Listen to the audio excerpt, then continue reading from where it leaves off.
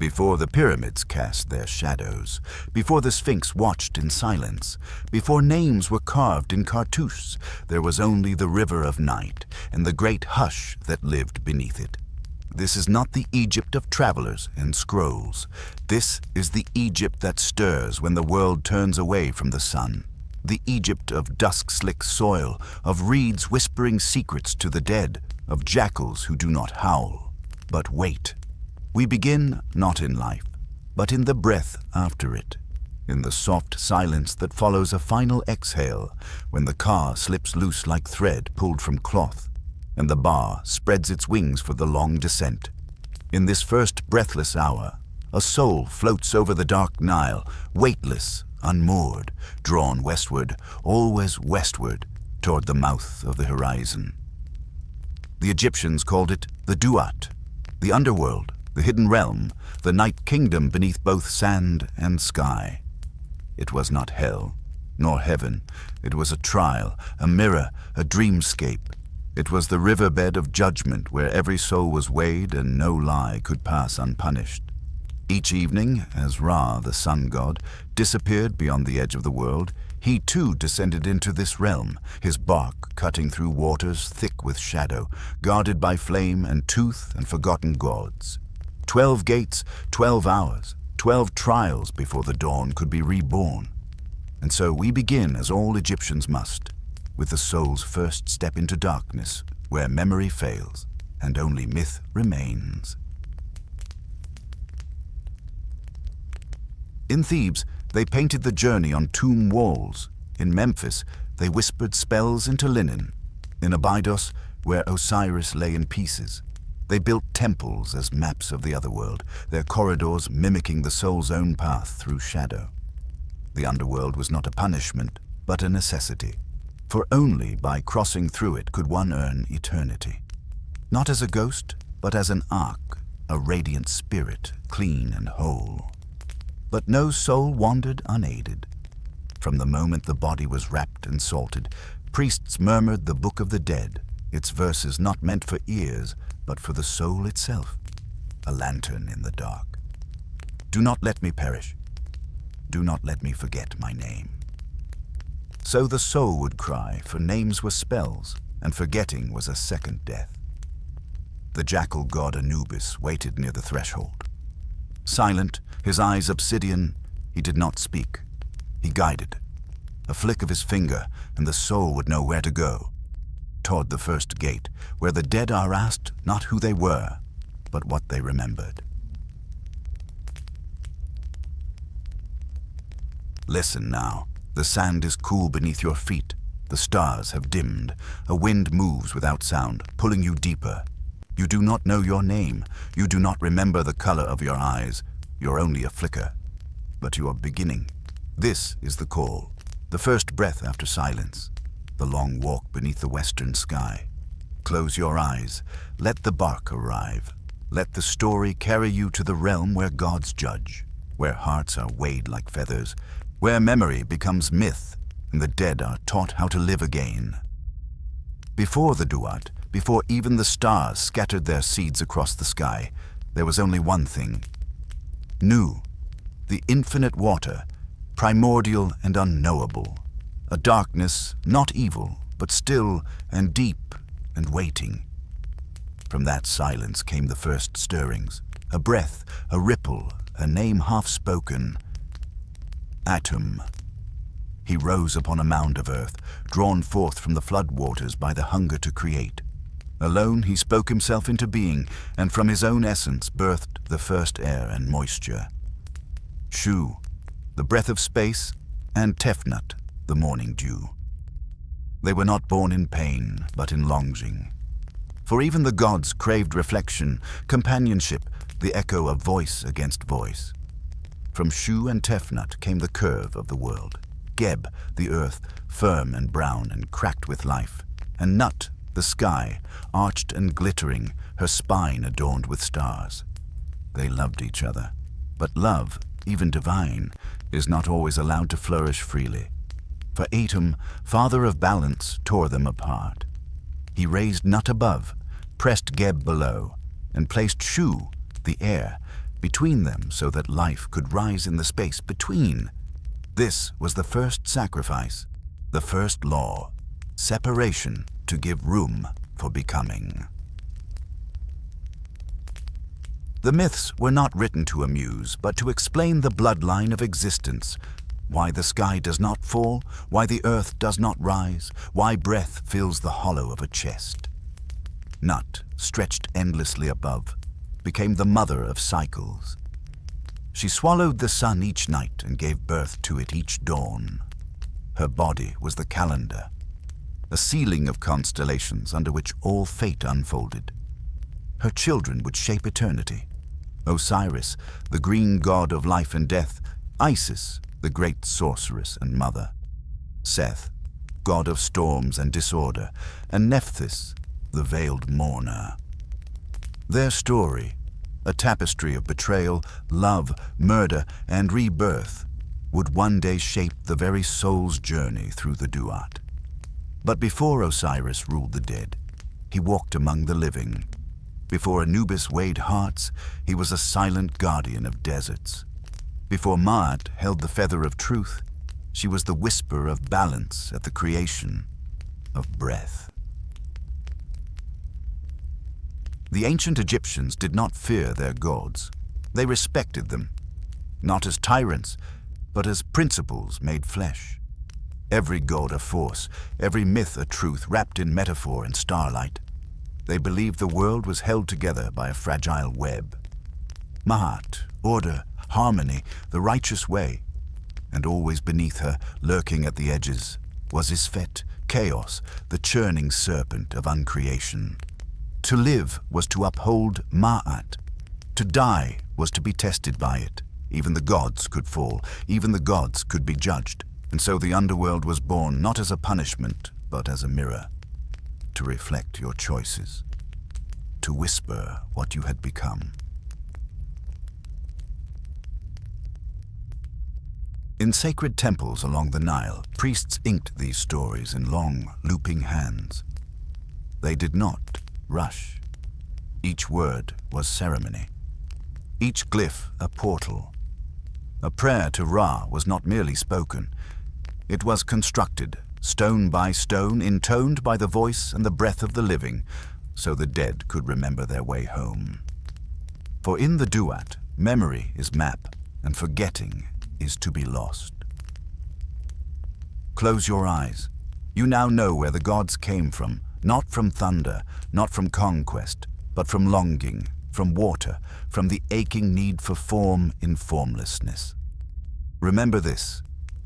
The underworld is not a descent into chaos, but a return to the oldest origin, to the place before the sky arched above us, when all was still water, and the first god whispered his own name into the dark.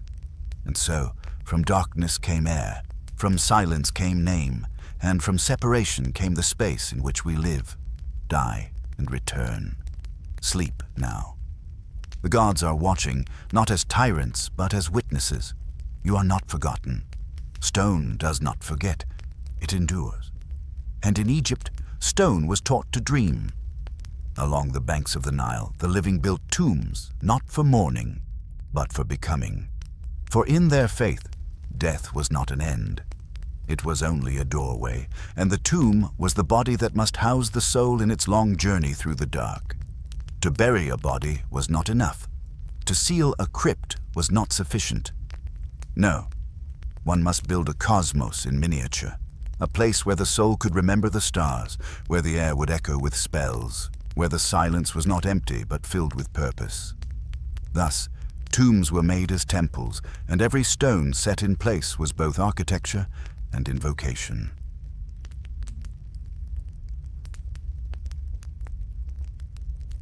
The pharaohs, those living gods in mortal form, prepared for their deaths from the moment of coronation. They did not wait for age or illness. For them, the tomb was their true palace, the house of eternity. Pyramids rose from desert plains, not as monuments to ego, but as staircases to the stars. Their angles mirrored the constellation of Orion, that sacred shape the Egyptians called Sa, the soul of Osiris himself. To lie beneath that shape was not mere burial. It was to be wrapped in myth, to sleep under the eye of eternity, to prepare for the trials of the underworld with the blessing of the divine architect. The Valley of the Kings, hidden beyond the golden cliffs of Thebes, was no graveyard. It was a library of journeys. Each tomb a scroll written in stone, each corridor a path through night. But not only kings were prepared. The rituals of death touched all. From scribe to farmer, priest to potter, every Egyptian knew the map of the soul's voyage, and every family, no matter how humble, offered food, words, and scent to the departed. It began with washing, not just of the body, but of time.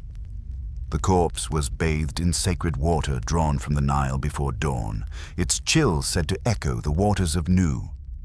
Then came the anointing.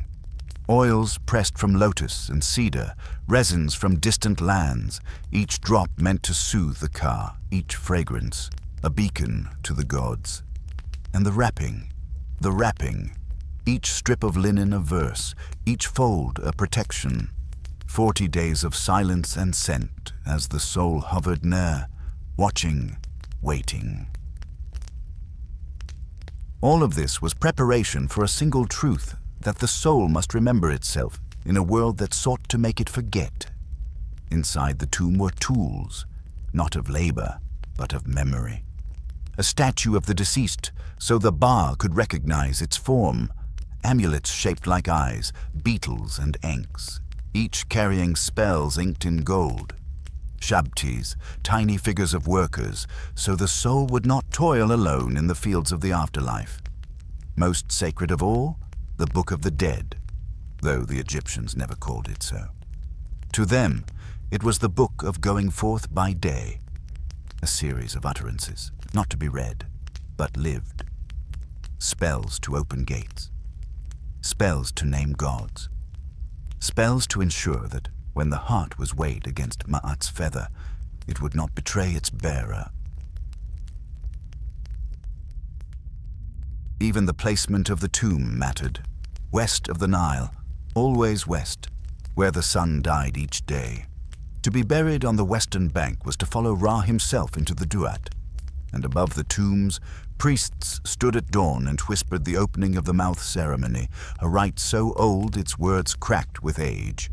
With incense and iron, they opened the senses of the dead, touched lips with tools of gold, pressed breath back into the silence. May your mouth be opened, so you may speak in the hall of judgment. May your feet walk among the stars. In that moment, death became not a closing, but a reawakening.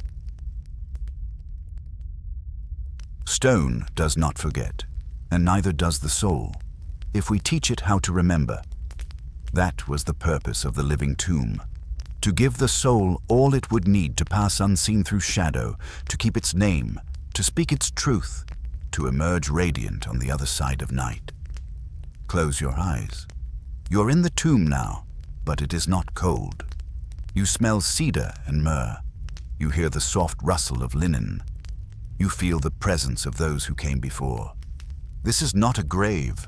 It is a gateway, and the gate is opening. The river is waiting. The stars are aligned. Your journey has only begun. There is a silence that comes just before crossing. It is not the stillness of fear, nor the hush of mourning, but the quiet breath of recognition when the soul stands at the edge and sees, at last, that there is no turning back. And there, in that space between heartbeat and shadow, he waits. Anubis, the first guardian, the opener of the ways, he of the jackal head and obsidian gaze, black as the midnight desert and solemn as a prayer never spoken aloud. Long before Osiris ruled the underworld, it was Anubis who tended the dead. He wrapped their limbs in linen, whispered spells into their ears, and guided them through the darkness as a shepherd would guide his flock by stars alone. They say he was born of Nephthys, sister of Isis, and fathered by Osiris in secret. a child of dusk and morning, raised not in palaces but among tombs and temples, between the cry of jackals and the incense of purification. He did not rage, he did not weep. Anubis watched, Anubis knew. The jackal was no accident. It was the scavenger of the sands, the one who prowled graves by night. The Egyptians saw them circling the necropolis and did not curse them. They understood that which watches death must also protect it. So they carved Anubis in stone, his ears alert, his nose lifted to the unseen. They painted his form across sarcophagi, standing with staff and sash, guarding the soul from all that would devour it. He was not the punisher. He was not the judge. He was the threshold, and to pass, the soul had to be known by him. When a person died, it was Anubis who came first. He did not startle. He did not speak. He placed a hand, cool, steady, on the chest, and listened, not for heartbeat, but for truth. He guided the bird-shaped soul, from its body. He took it by the palm as one would a lost child and led it into the veil. Not all saw him. Some said he appeared only to the righteous. Others believed he came to all. But only those who had listened to the silence recognized him. It was Anubis who led the soul to the Hall of Two Truths, where Maat waited with her feather, and Thoth stood ready with his ink.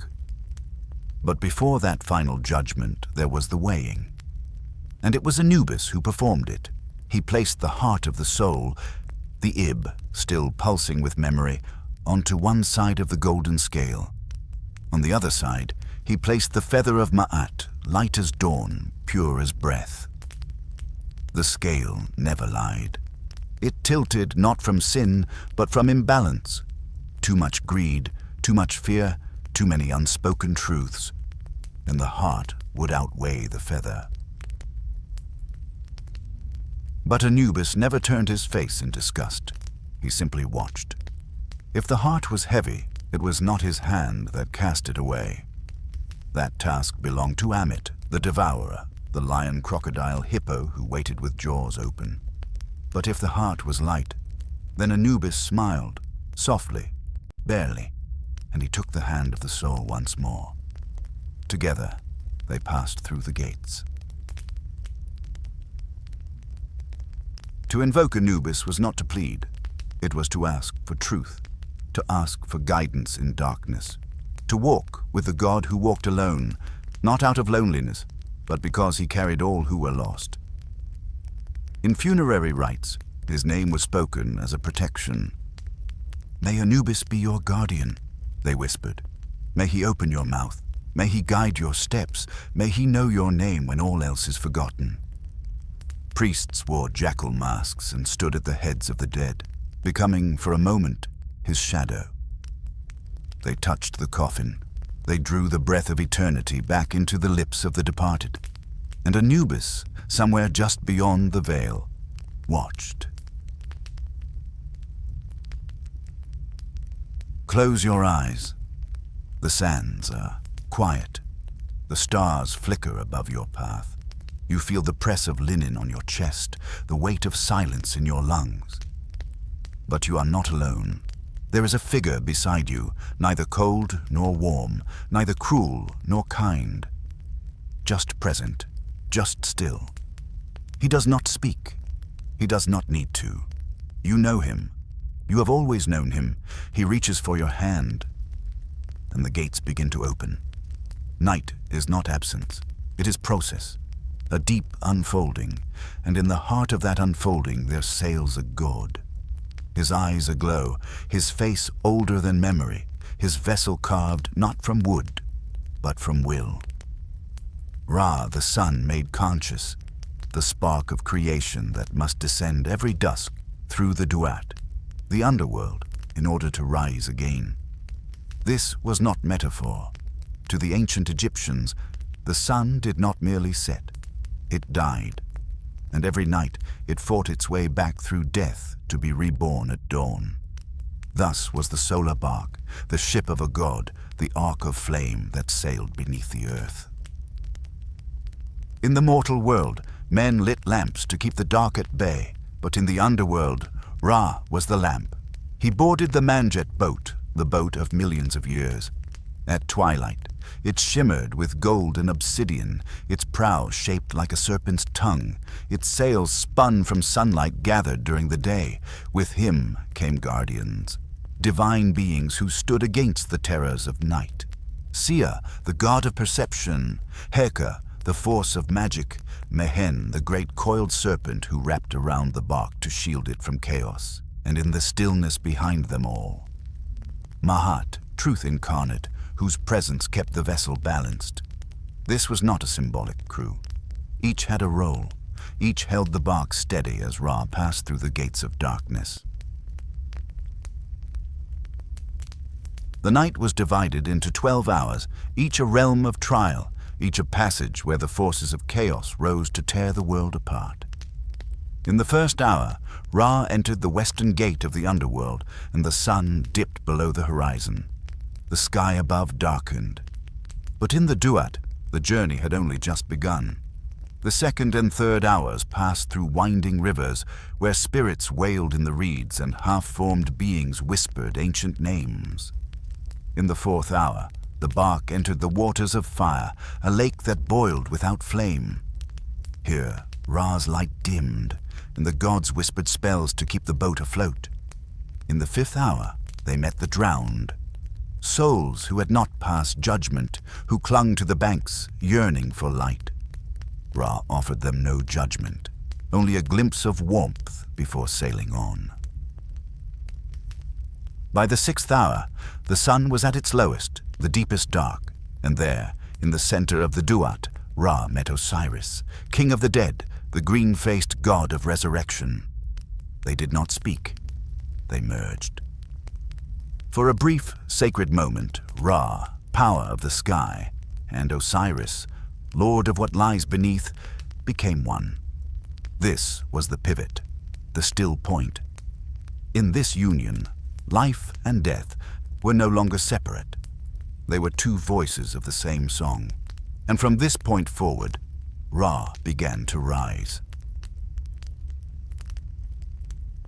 The seventh hour brought the serpent Apophis, the great coiler, enemy of order, born from the breath of the first chaos.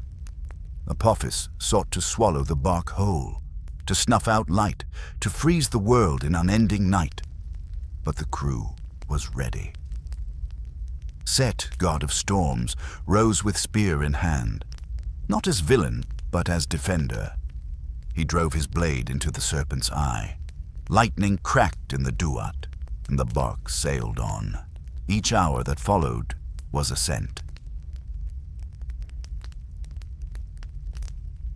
The eighth hour passed through fields of turquoise, where the justified dead sang hymns to the sun. In the ninth, Ra saw the sky forming again above him, a dome not yet lit, but no longer black. The 10th and 11th hours passed through caverns lined with stars, the unborn light of morning waiting to emerge. And in the 12th hour, Ra approached the eastern gate, his bark transformed now into the Mesektet, the morning boat. The gates of the sky opened. A blaze of golden breath washed through the underworld, and Ra, whole again, renewed by fire, armed with memory, rose. To the Egyptians, this was not myth. It was model. Every soul in its own journey mirrored this solar passage. To die was to descend, to face darkness, to be split apart, and to be made whole again through trial, through time, through truth. Just as Ra met Osiris, the soul met its own silence. Just as Apophis attacked, so too did fear rise to devour what is good. But every night, Ra returned. Every night the sun proved that even darkness has limits. Close your eyes.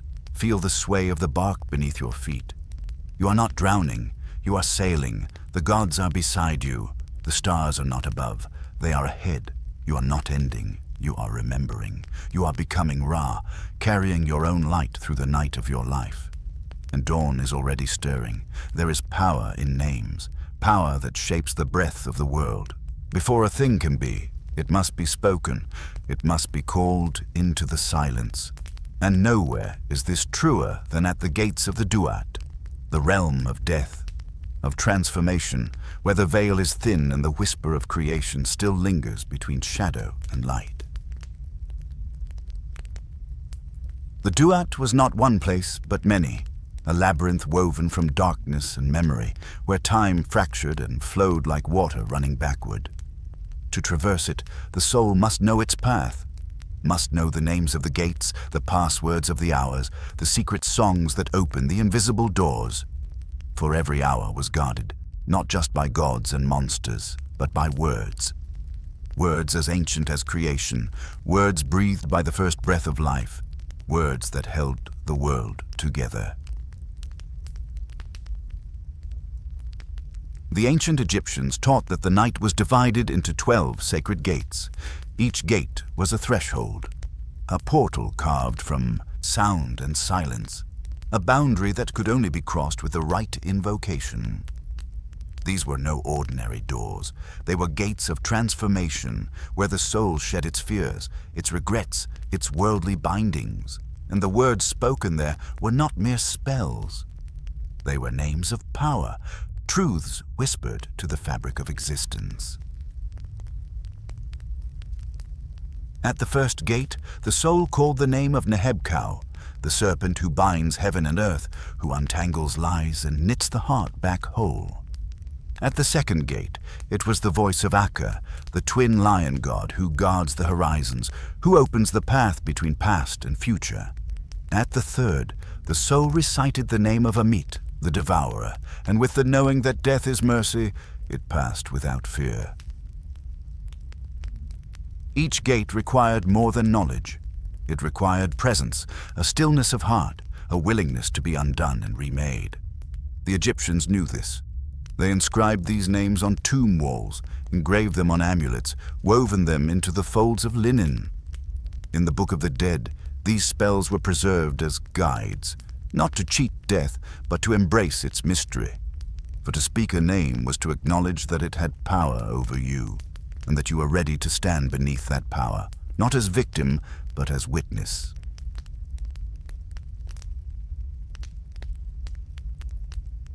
Imagine, then, the soul moving through the dark, a breath held tight, a whisper on the wind.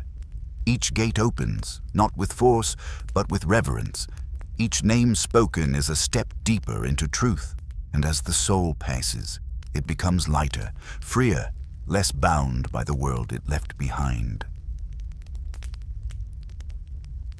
Silence follows each invocation, the silence of recognition, of transformation. The soul knows it is no longer the same. It has spoken the names that unbind it. It has accepted the laws that govern the unseen. And in this silence, the soul waits to meet what comes next. Close your eyes. Breathe deeply. Listen for the soundless words that rise from the deepest well of your being. These are the gates you carry within yourself. Each breath is a name. Each pause, a portal. Speak softly and walk slowly, for the path through the Duat is not one of conquest, but of surrender, and in surrender there is truth. In the deep silence of the Duat, where light struggles and shadows grow long, the soul does not walk alone. It is met by creatures born from ancient fears, manifestations of the balance between mercy and judgment, life and oblivion. These are the guardian beasts, the watchers of the thresholds, the sentinels of the heart. Among them, the most feared was Amit, the devourer of hearts. Part lion, part hippopotamus, part crocodile, each creature the fiercest in its realm. She waits in the hall of two truths, her jaws wide, ready to consume any heart that fails the weighing scale. Her hunger is not vengeance, but cosmic necessity. To be devoured by Amit is to be released from the cycle of life and death, to be cast into eternal silence, where even memory fades. But Amit's presence was not only terror, it was mercy, for she ensured that only those who carried truth and balance would continue onward, reminding souls that falsehood and imbalance carry their own destruction. And beside her prowled other beings, serpopards, leopards with serpentine necks, their sinuous bodies entwined in eternal guard. These creatures are less known, but no less profound. Symbols of duality and harmony, the blending of the wild and the controlled, the earthly and the divine. The Duat itself was alive with these beasts, each gate flanked by guardians, each passage shadowed by the unseen. They were not merely monsters, but sacred forces, manifestations of the natural order. To pass them was to recognize that fear itself is a teacher, and that within every shadow lies a spark of light. And yet between these creatures there was silence, a breath held, a moment in which the soul could reflect, could understand the delicate balance it must maintain. It is here, in the liminal space between fear and hope, that transformation occurs. The guardian beasts do not attack the soul out of hatred, but to test its readiness, to measure the weight of its truth.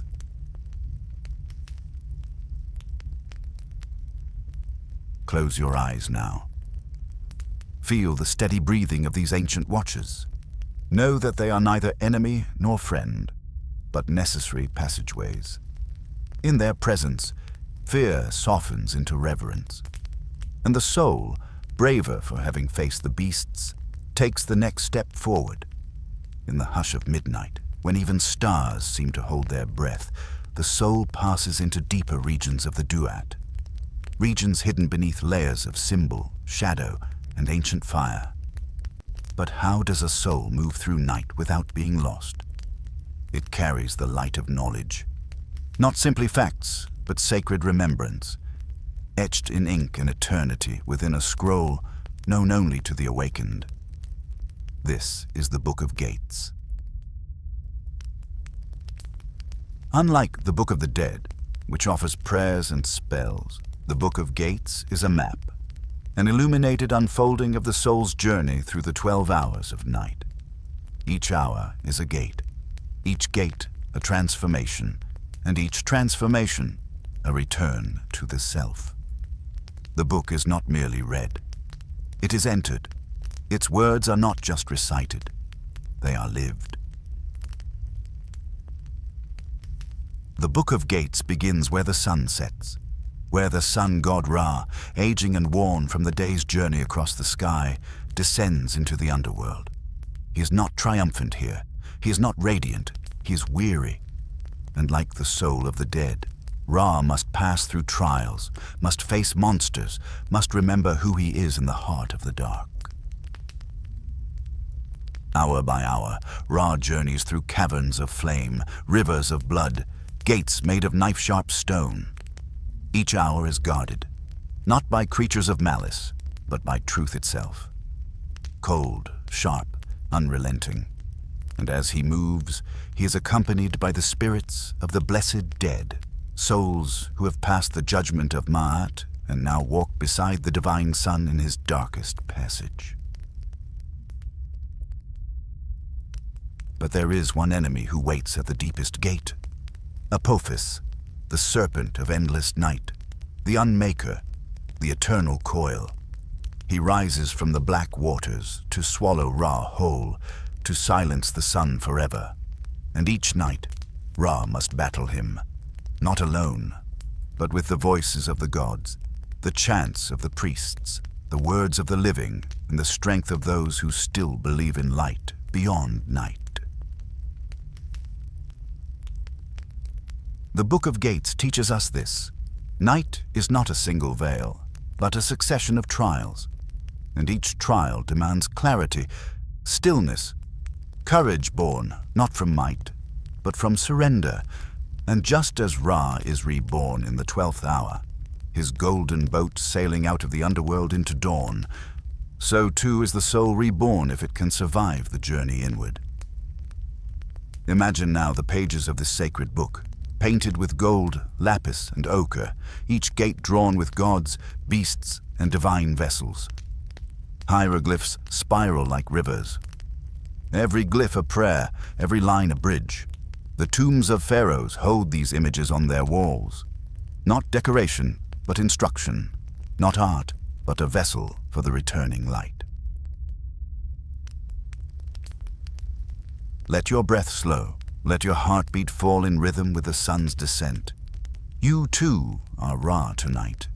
You carry the Book of Gates not in your hands, but in your blood. Each sorrow you've endured is a gate you've passed.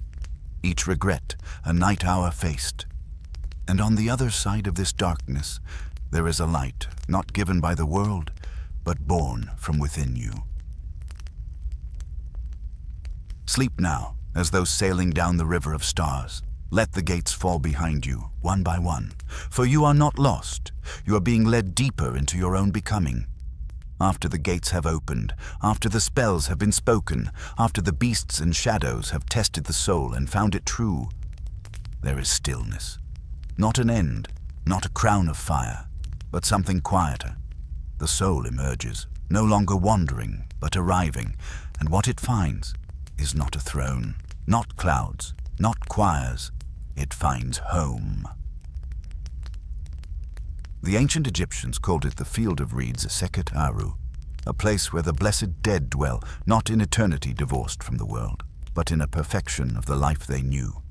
A mirror of Egypt, but cleansed, softened, eternal. Wide fields of golden grain sway beneath an eternal sky. Waters run cool through the canals. Papyrus rustles in the hush of sacred wind. No hunger, no pain, no sorrow. The afterlife is not strange. It is familiar, returned to wholeness. It is a place where the soul works the land, not as punishment, but as joy. Where labor is sacred and time is generous. Where the heart is light because it has been weighed and found balanced. And Osiris, Lord of the Underworld, does not rule with terror, but with silence, with grace. He is not the god of endings, but the keeper of what should remain. In the Field of Reeds, you will find your loved ones again, those whose hearts were also true. You will find your home, your trees, your animals, the same river, but clearer, the same soil, but softer. You will eat beside the gods. You will laugh with ancestors. You will walk barefoot in gardens where every step remembers you. For the Egyptians, this was not just belief. It was memory. They remembered the Field of Reeds like one remembers a childhood place. Not with imagination, but with longing. They buried seeds and bread with the dead, so they would have food in the afterlife. They painted their tombs with images of crops, boats, family, because heaven, for them, was not escape, but return. The Field of Reeds is not untouched by time. It exists beyond time. It is the life you lived, restored to harmony. You still have duties. You still grow your crops. But there is no decay, no drought, no injustice. You live among the gods because you remembered your place in the great web of Ma'at, the balance of things. Close your eyes. Can you see the golden light playing on the water? Can you smell the sweet grain sifting through your fingers? This is not a dream. It is something older than dreaming. This is where you go when the world no longer needs your name, but your soul still sings. Let your breath fall soft now. Let your memories drift like petals across the Nile. You are not gone. You have returned to the place that has waited for you since before you were born, where there is no fear, no failure, only the quiet rhythm of a heart finally at peace. Long before the first pyramid rose from the sand, before Ra sailed across the heavens, before even the lotus bloomed from the primordial waters, there was the name. Not the name given by others, not a sound passed from tongue to tongue. But the true name, the name known only by the gods themselves, spoken once at the moment of birth, and then hidden deep within the folds of time. In Egypt, a name was never just a label. It was an essence. To speak the name of a thing was to awaken it. To know the true name of a god was to hold its power. It was said that even the gods were vulnerable to those who could speak their secret names. Even Ra, father of all things, carrier of the sun through sky and Duat, hid his true name inside his body to keep it from those who might command him. But secrets yearn to be found, and names, once buried, sometimes call to those who listen not with ears, but with the soul. There is an old tale whispered in temple shadows of Isis, goddess of wisdom, who longed to heal the world, but knew that to do so, she needed power beyond spells and offerings. So she watched Ra grow old, watched him falter as he walked the earth, his divine spit falling to the sand. From that sacred spittle, she shaped a serpent, and when Ra passed that way again, the serpent bit him. A venom not of death, but of truth. Twisting in agony, he called to the gods, but no one could soothe him, except Isis. She came, calm and radiant, and said, "Name your pain, and I shall name its cure." Ra recited the hundreds of names he was called. Sun-father, flame-eyed, shaper of light, but none eased the venom burning in his veins. Then Isis spoke softly, "You have told me many names, but not the name. The one born with you, not made by worship." Ra wept, he fought, but in the end, he whispered the name that had never been spoken aloud. And in that moment, Isis held the breath of creation in her palm, not to rule, but to heal. The Egyptians believed that all things, gods, rivers, stars, and even the dead, carried secret names, and that to find these names was to uncover the essence of reality. When a soul passed through the Duat, it was asked to name the guardians at each gate. To call them rightly was not flattery. It was survival. To speak their secret names was to declare, "I see you, I remember you, I carry truth with me." Names carved into tombs were not decoration. They were anchors. A soul forgotten by name could vanish from the field of reeds. To erase a name was not to dishonor. It was to destroy utterly. Even the pharaohs feared it. To speak the name of a beloved dead was to call them to your side. To speak the name of a god was to open a doorway. And to know your own true name was to become whole again. Close your eyes now. Think of your name. Not the one on paper, but the one you've always carried beneath your breath. The one that shimmers in your dreams, that pulses in your silence. What would you do to remember it? What power lies dormant in you, waiting to be called? The gods are not distant. They wait behind the veil of sound, in the hush between words. And as the soul journeys on, it learns. To name is to give life. To speak truth is to shape reality. To listen deeply is to hear the breath of the gods themselves. So speak gently, speak reverently, speak only what you mean to awaken. Sleep now, soul of the ancient ones. Let the secret names settle around you like soft linen. You are not nameless, you are not lost. You are remembered in the hidden language of the stars, and in that remembering, you rise. Before there was death, before morning had a name, the land was whole. The Nile flowed gently, the fields bloomed without sorrow, and Osiris, green-skinned, open-hearted, walked among mortals as a king who was more than king, a living bridge between heaven and earth. Under Osiris, wheat grew taller, men spoke kindly, the dead slept undisturbed in their tombs. He did not conquer, he taught. He did not demand, he blessed. And for a time there was harmony, But harmony has a shadow, and that shadow had a name. Set.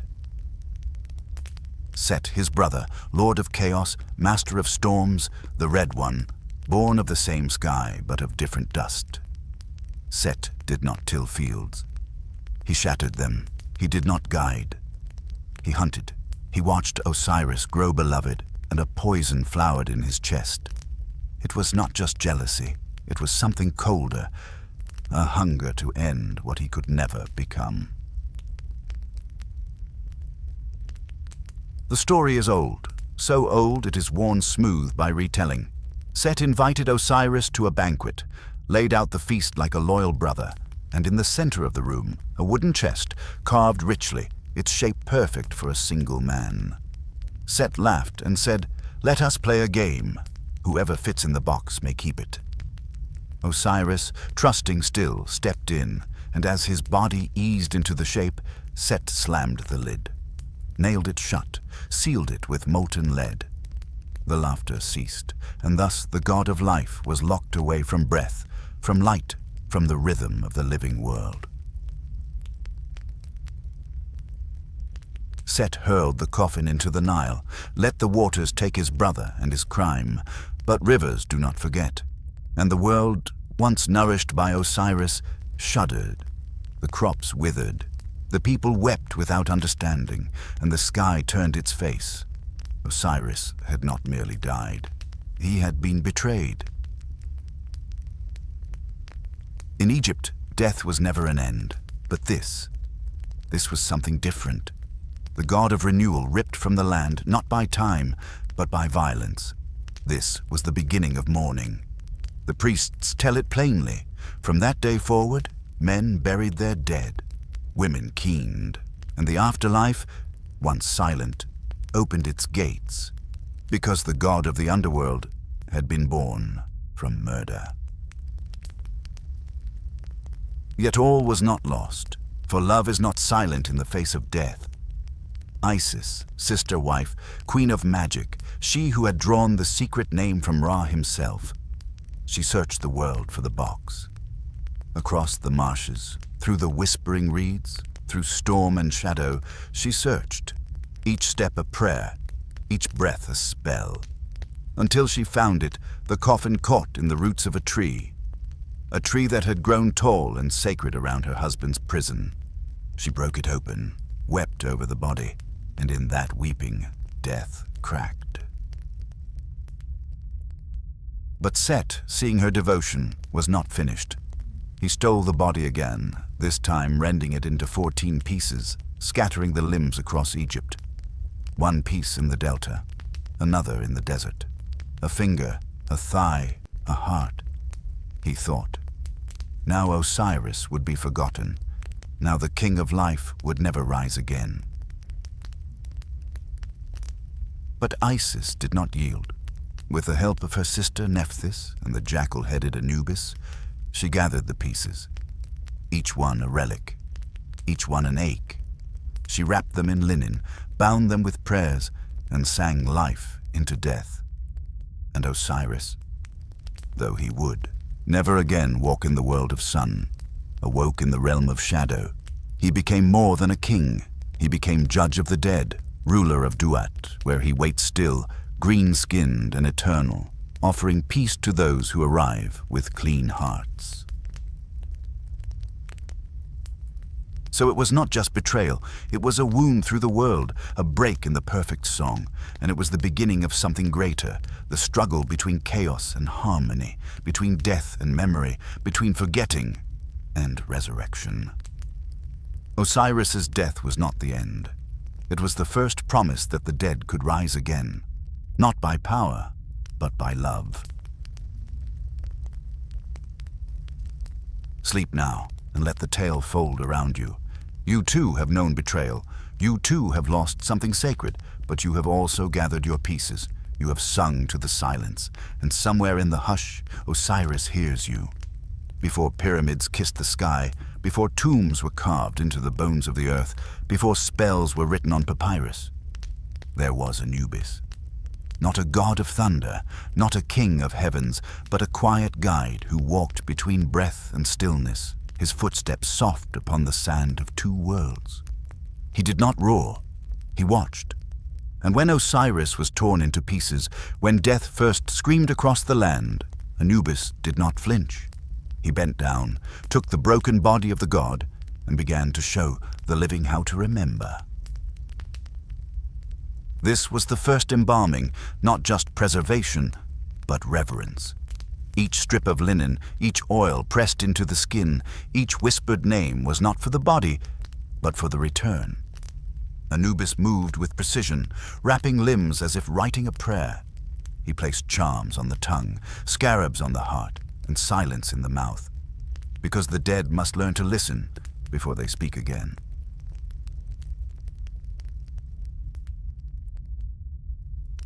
With jackal head and obsidian eyes, Anubis is the keeper of thresholds, the one who watches when all others turn away. Wherever there is mourning, he is near, not to claim, but to guide. It is said he weighed the first heart, not in vengeance, but in balance. He taught the dead how to wait, taught the living how to say goodbye without letting go. In time, the Egyptians built great temples. They filled tombs with riches, painted prayers on every wall, buried golden coffins beneath layers of stone. But always, before the riches, before the pyramids, there was the embalmer, the silent artisan, the one who learned from Anubis. He wore a mask of black jackal fur, not to frighten, but to honor. He dipped linen into sacred resin. He folded the hands over the chest. He painted the eyes shut, not to blind, but to prepare them for another kind of seeing. And what did Anubis place in the body? Not just amulets, not just incense. He placed memory. Memory of the path through the Duat. Memory of the breath they once had. Memory of the names they had spoken in love. Because the dead forget quickly. And Anubis did not want them to be lost. The Book of the Dead calls him he who is upon his mountain, a quiet figure above the necropolis, watching. He is there when the final breath escapes. He's there when the tomb door is sealed, and he is there when the soul first wonders, where am I? He does not answer, not with words. He shows, he gestures. He leads the soul to the hall of Ma'at, where their life is weighed against a feather, but that is later. For now, he teaches them how to rest with dignity. The embalming table was a sacred place. There, the line between gods and men blurred. There, the still body became a seed, not an ending, but a preparation. And the embalmers, those quiet priests of the dead, were not butchers. They were midwives of the eternal. When they lifted the heart, they whispered apologies. When they removed the brain, they offered gratitude. When they sealed the body, they wept. Because to serve the dead is to remember that we all are only visiting. And what of Anubis now? Does he still walk among tombs, his feet never leaving prints? Yes, but not only there. He is beside you when you hold your breath at news of a death. He is there in the hush of funeral parlors, in the flicker of candlelight, in the silence that falls when names are read aloud. He is the comfort that needs no language, the loyalty that guards your sleep. And when your body is done with breath, it is Anubis who will stand at your feet, not to judge, but to escort, a god who does not rule, but waits. So sleep now. Sleep as the embalmers slept, with hearts made light by reverence. Sleep as Osiris slept, wrapped in care, ready for the journey. Let Anubis guard your dreams as he guards every gate. You are not forgotten. You are remembered in linen, in silence, and in love. Beyond the shadows of the Duat, beyond the gates guarded by serpents and scales, lies a place of stillness and light, a realm the Egyptians called the Field of Reeds. Not a place of torment, nor a realm of endless wandering, but a place where life returns, not as a memory, but as a reality unbound by death. Imagine a land stretched wide beneath a sky forever blue, where rivers hum a gentle song and reeds whisper ancient secrets to those who listen. The soil is soft, the sun's warmth caresses the skin, and the air smells of fresh earth and ripening grain. Here, the fields stretch without end, lined with emerald stalks that sway like a silent choir in a breeze that never dies. The field of reeds is not just a place. It is a mirror held up to your life, to the deeds you sowed in your days beneath the sun. Were you a farmer who tilled the soil with love? Here, the harvest is endless. Were you a mother who sang lullabies at dusk? Here your children wait, forever safe. The world you lived in is reflected back to you, but perfected, free from pain, free from loss. Pals. It is the paradise promised to the righteous, those who passed the judgment of Ma'at, whose hearts balance true against the feather of truth. Here, the soul becomes a gardener. Each day a gentle cycle, planting, reaping, walking beside the sacred river whose waters wash away the shadows of the past. No sorrow lingers here, no hunger, no fear, only peace. Yet peace in the field of reeds is not a static stillness. It is a living peace, a sacred harmony between nature and spirit, between what was and what will be. Here, time flows differently. It is a slow unfolding of light and quiet joy, like the gentle opening of a lotus at dawn. The soul learns to rest, to remember itself without the weight of mortal pain. The Egyptians saw the field of reeds as more than reward. It was a homecoming, the land where the living and the dead meet, where memories are not chains, but wings. Some said that Osiris himself walked here, his green skin radiant, welcoming souls with open arms. Others whispered that the fields shimmered with the echoes of all those who came before, their voices a soft chorus, singing the story of life itself. In this eternal land, there is no end to the river's song, no withering of the reeds, no fading of the sun. The field of reeds holds the promise that life is not lost to death, but transformed. That identity, memory, and meaning are threads in a tapestry that stretches beyond the horizon of time. So when you close your eyes tonight and the world softens into dreams, imagine the gentle sway of the reeds, the touch of sun-warmed earth beneath your feet, and the slow song of the river. Know that somewhere, in the quiet beyond, there is a field waiting for you, a place where your life blooms anew. Sleep now, and let the field of reeds carry you into its eternal embrace. In the hushed silence of the underworld, where shadows fold like ancient cloth, every soul's journey leads to a sacred hall, the Hall of Ma'at. Here, beneath towering pillars carved with feathered wings, where the air holds the weight of eternity, the dead must face the final trial.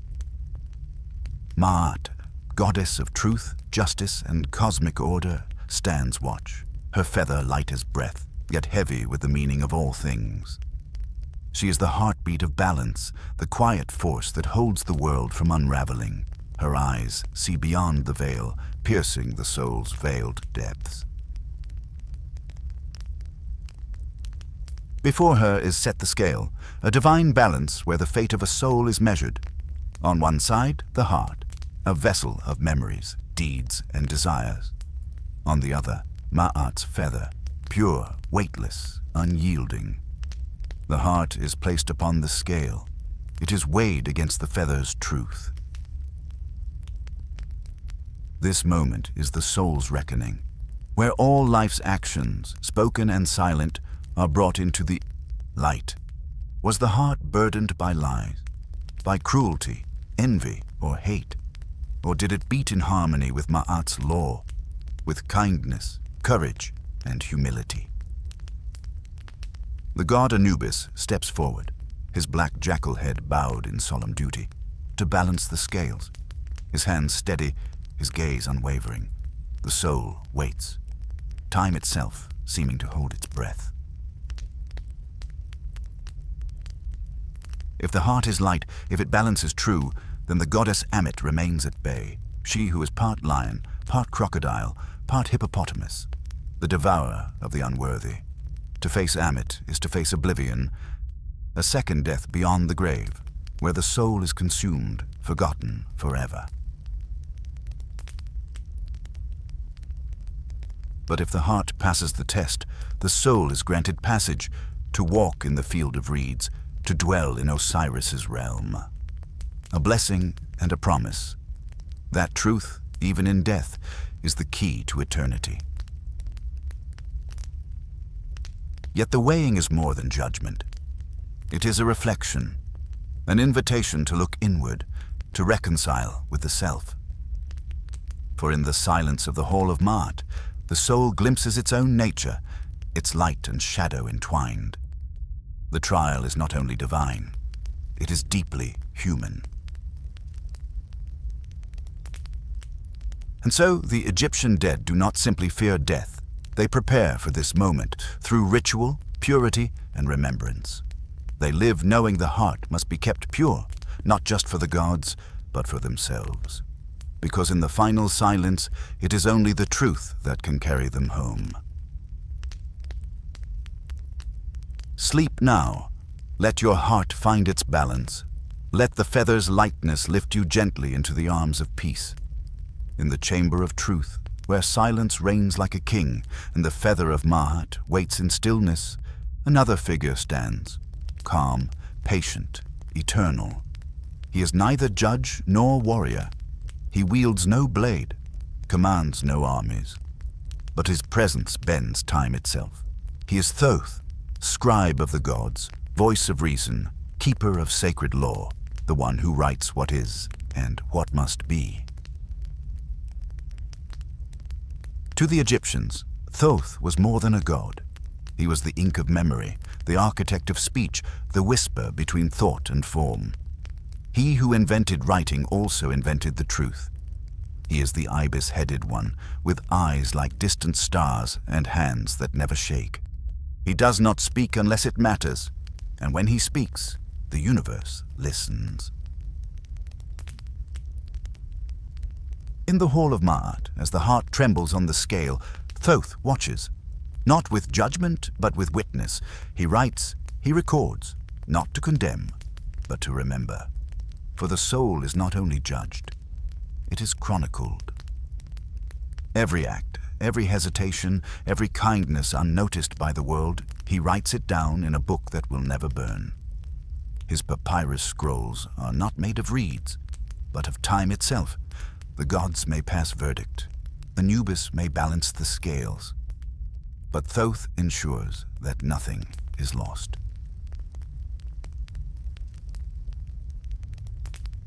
He writes with a reed pen dipped in cosmic ink, and on his tongue lies every sacred word. He knows the names of the stars and the secret names of the gods themselves. He is the language of the underworld and the grammar of justice, and he is mercy too. For writing allows memory. Memory allows mourning, and mourning in the end allows peace. Some say he created himself from the silence. Others say he was born from the lips of Ra, so that light could have a voice. He walks between all realms, earth, sky, and the netherworld. He measures time, not in hours, but in meanings. To the soul standing in the hall, Thoth is both distant and close. He will not speak to you, but he will write you whole. He will not promise paradise, but he will preserve your truth, and in the great ledger of the beyond, your name, if worthy, will shine in ink that never fades.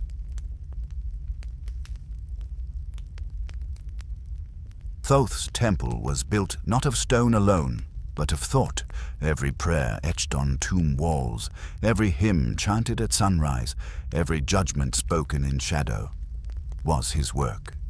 His wisdom lives not in thunder, but in quiet permanence. He is the reason memory survives death. He is why, even now, thousands of years later, we speak the names of pharaohs, and the whispers of the dead still rise from the dust. Close your eyes. Imagine the sound of a reed pen scratching across soft papyrus. The sound is steady, soft, and endless. Your life, in all its sorrow and beauty, is being written. You do not need to speak. You do not need to beg. Thoth has already seen you, and he writes not just who you were, but who you still might be. Sleep, and let the quiet wisdom of Thoth guard your name as it drifts across eternity. There comes a point in every soul's passage when even judgment is not the end. Even if the heart has balanced, even if the name has been recorded in the scrolls of Thoth, the journey continues. For before one can enter peace, one must pass through the gates of fire. They are not doors of punishment, but of purification, not made to destroy, but to burn away illusion. In the ancient scrolls, these gates are said to roar with divine flame, but not a flame of earthly fire. This is the fire of memory, the fire of self-recognition. It does not scorch the skin, it scorches the veil, and only the soul prepared to face itself in full, unflinching honesty may walk through. The gates of fire rise at the edge of the final stretch of the Duat. 12 of them, some said, others say 7, each guarded by spirits of ancient power. The soul must speak their names, each gatekeeper, each secret word, each symbol etched in smoke and flame. Knowledge here is not power, it is passage. Forget a name, and you remain trapped in the corridor between. Each gate is a test, but not of strength, of remembrance. The soul is asked, do you remember your beginning? Do you recall the moment you harmed another? Do you carry shame buried beneath kindness? And worst of all, do you know your true name? That name which was spoken before birth, known only to the gods, and whispered again at death. This is the trial of selfhood. Not given, but earned. The gates of fire burn away falsehoods. Not with heat, but with silence so vast it unmakes all pretending. Here the soul is stripped of mask and memory until only essence remains. It is painful, not in body, but in identity, because we build our lives on stories and the gates demand we give them up. Behind each gate, a piece of the soul must be left behind. Pride at the first, regret at the second, possession at the third. Even joy must be surrendered before the final threshold. For joy clung to too tightly becomes a chain. The gods wish to see not the echoes of life, but the bare, luminous core. To pass is to emerge lighter, humbled but whole. Those who fail become shadows in the corridors, murmuring fragments of names they once knew, trapped between memory and oblivion. But those who succeed step forward renewed, ready not for reward, but for return. And yet there is a secret. The gates do not judge. They only reveal. It is the soul that condemns itself or sets itself free. Each flame, each trial, is the soul's own longing to be known fully, to be worthy not only of gods, but of itself. In this way, the gates are a mercy. They do not let you carry forward what you should have released long ago. They do not let you forget what must be faced. They prepare you to be truly reborn.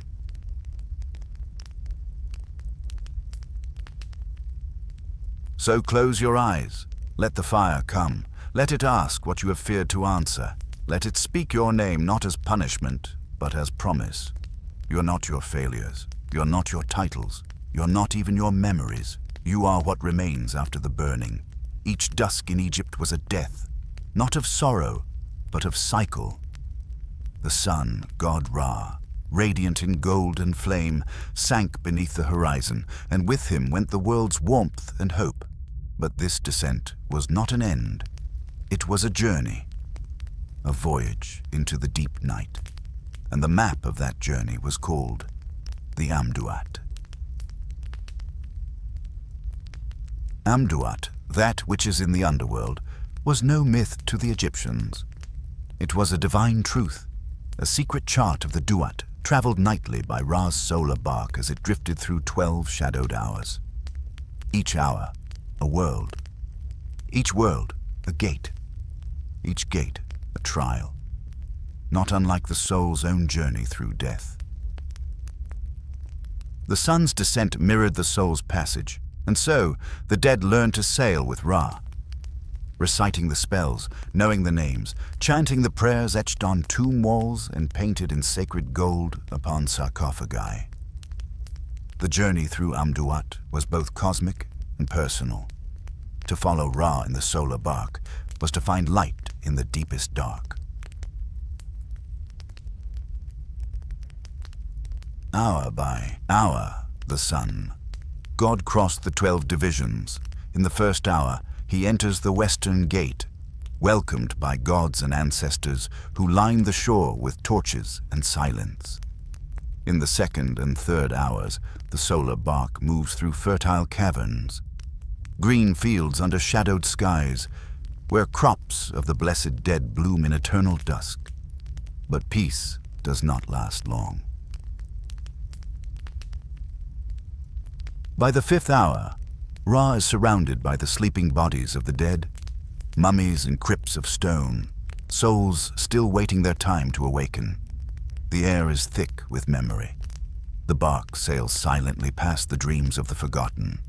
In the sixth and seventh hours, darkness deepens. Here lies the realm of serpents, and the river turns cold. The bark is nearly still, and Ra, once blazing, must draw his light inward. It is here he meets Apophis. The serpent of chaos coils in the blackness, a thing without time, without breath, without purpose, but to unmake. Each night, Apophis rises to devour the sun, to halt the world, to undo Mahat. And each night, Ra must battle him. But Ra does not fight alone. Gods like Sia, perception, and Heka, magic, stand beside him. Ancestors wield spears of light. Spells recited by the living above strengthen him from afar, and when Ra slices through Apophis's coils, the bark lurches forward once more. The journey continues. In the 9th and 10th hours, Ra passes the caverns of fire where the wicked burn, not in punishment, but in purgation. Here, echoes of unfinished lives cry out, their names long lost, their stories half told. Still the bark presses on. In the 11th hour, Ra gathers strength. His form begins to glow again. He approaches the final hour, the moment of rebirth. And in the 12th hour, he emerges. Not as an old god, but as a scarab beetle. Khepri, the god of becoming. He pushes the sun like a golden orb through the birth canal of the east, and morning comes. Thus the sun rises, not simply because it must, but because it has fought through death, and the soul too rises with it. Every soul that journeys the Duat, that faces judgment, fire, and darkness, sails with Ra. His voyage is our own. The Duat teaches that death is not darkness alone.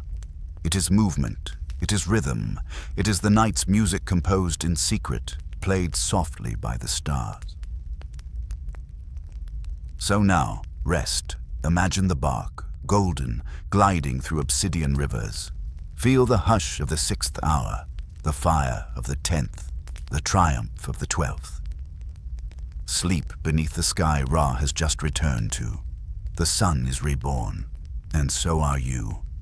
After the weighing of the heart, after the 12 gates of flame, after the serpent Apophis has been cast into the coils of defeat, there lies a hush.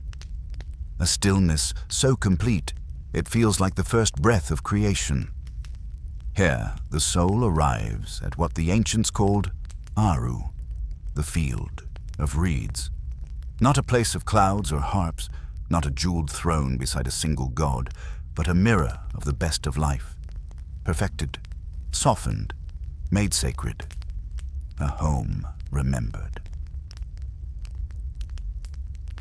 Aru is not reached through violence, but through balance.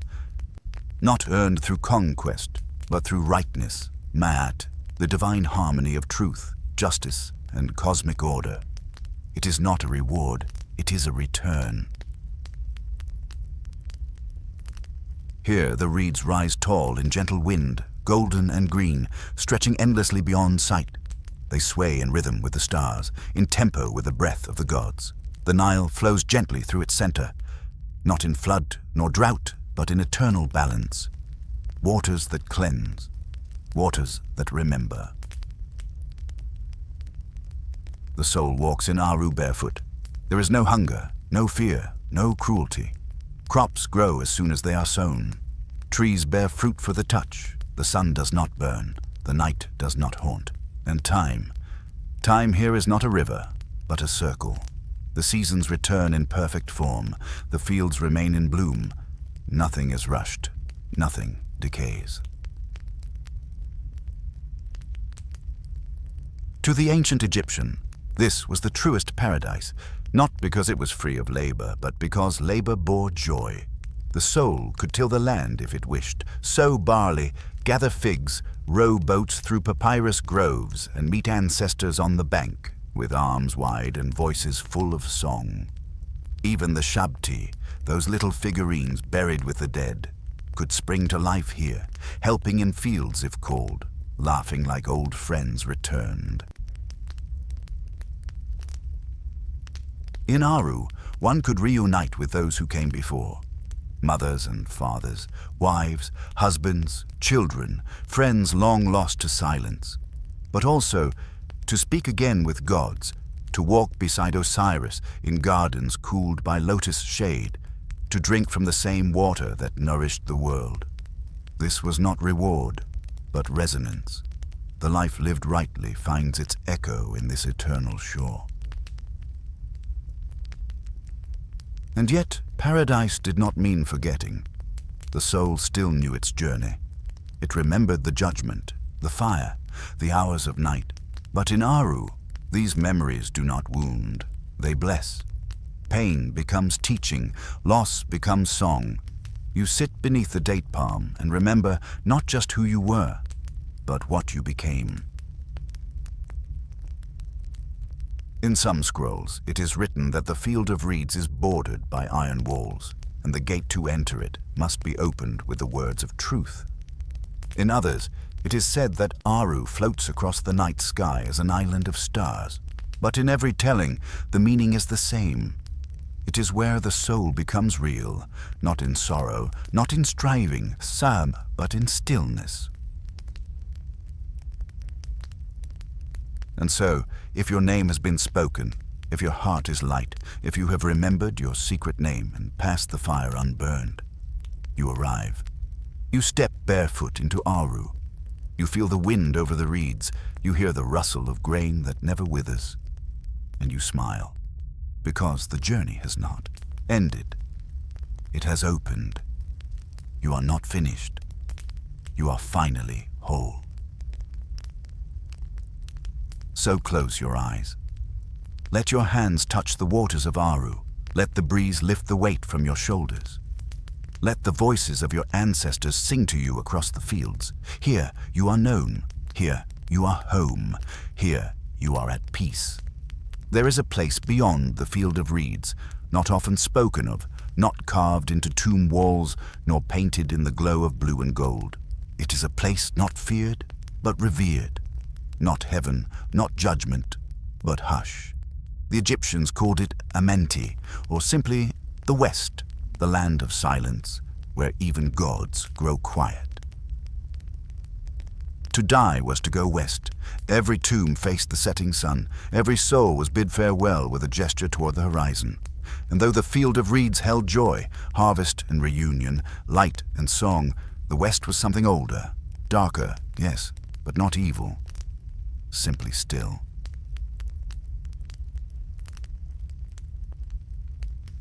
The ancients knew that rest was holy. Not just sleep, but stillness that stretched without edge. The kind of silence that comes when memory lets go of time, when the soul has danced all its dances, cried all its names, and needs only to be. This was the West, where the gods themselves went when they were tired of thrones. Osiris lived here, not as king, not as judge, but as witness. He who had been torn and rejoined, killed and remade, wore no crown in Amenti. He sat beneath the sycamore tree, a rootless god, watching the river drift by in no particular hurry. His gaze did not command. It understood.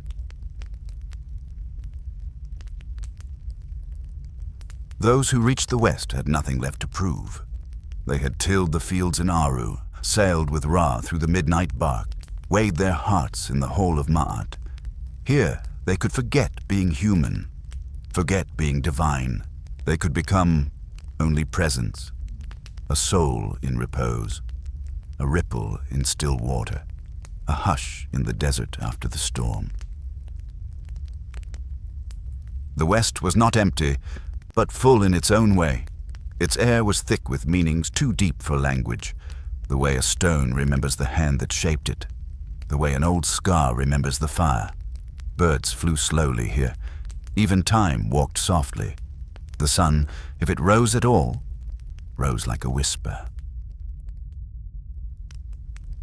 Some said the West was guarded by the goddess Meretzega, she who loves silence.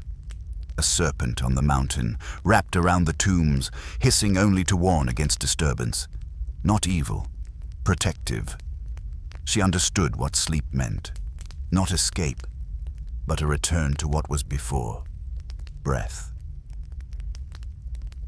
And even the gods, Ra, Thoth, Anubis, Hathor, would sometimes walk into this silence.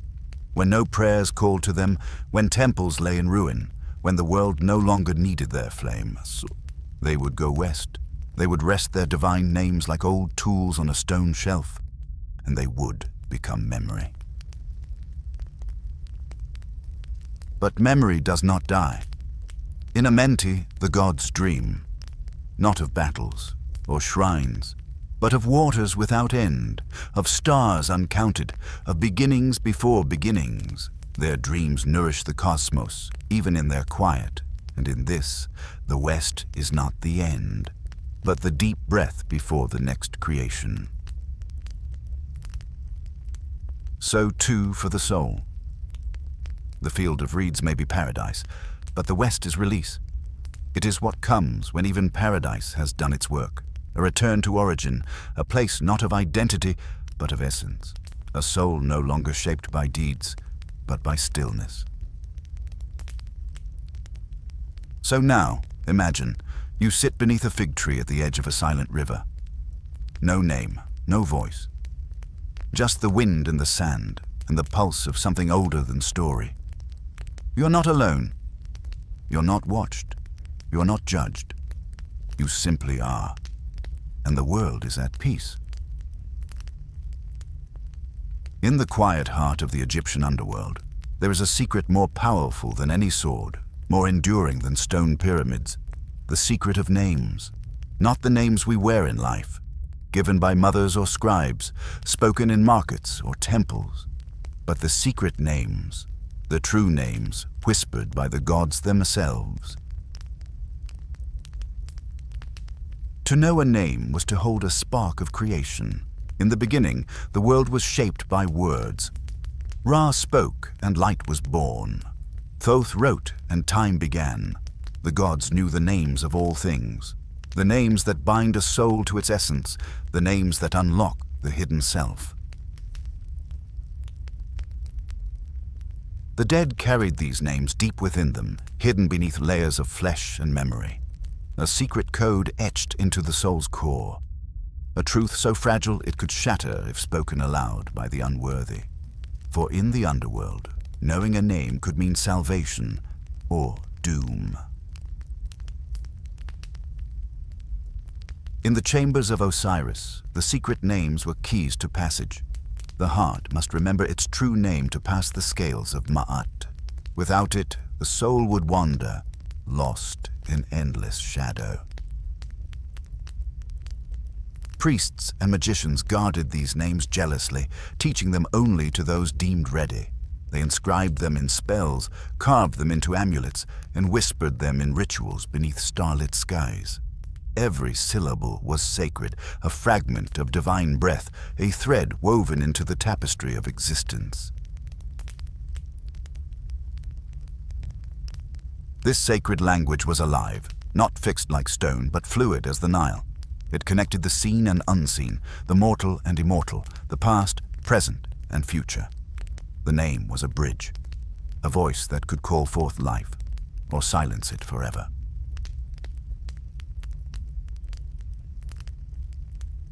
In myths, gods wielded secret names like weapons.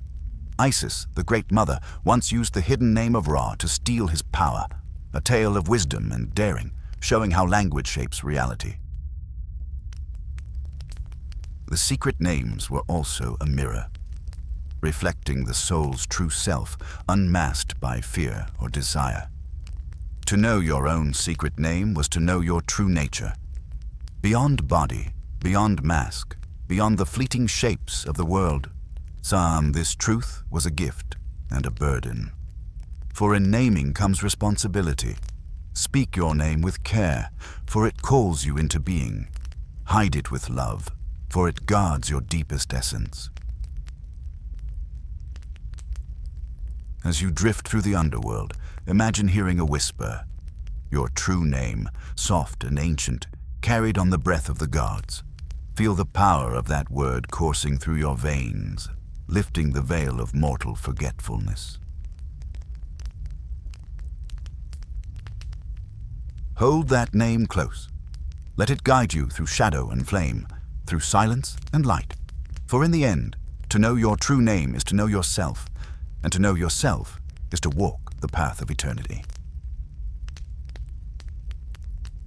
In the silent halls of Duat, where shadows stretch like ancient fingers, there stands a scale, a delicate balance between two worlds. It is the moment the soul has awaited, the moment all life has prepared for, the weighing of the heart. The heart, the seat of feeling, the vessel of memory and desire, is brought forth by Anubis, guardian of the dead, his jackal eyes steady and unwavering. Before the tribunal of Osiris, lord of the afterlife, the heart is set upon the scale's golden pan, and in the other, a single feather of Ma'at, the goddess of truth and order. This feather is no ordinary plume. It is the essence of cosmic balance, the fragile line that separates chaos from harmony, falsehood from purity. To weigh the heart is to weigh a lifetime, all joys, sorrows, deeds, and betrayals, measured not by the god's whims, but by the soul's own truth. The crowd falls silent. The scales begin to tremble. If the heart is lighter than the feather, if the soul is pure and just, it will rise, and the path to the field of reeds will open. If the heart is heavy, burdened by greed, cruelty, or deceit, it will sink, dragged down into darkness.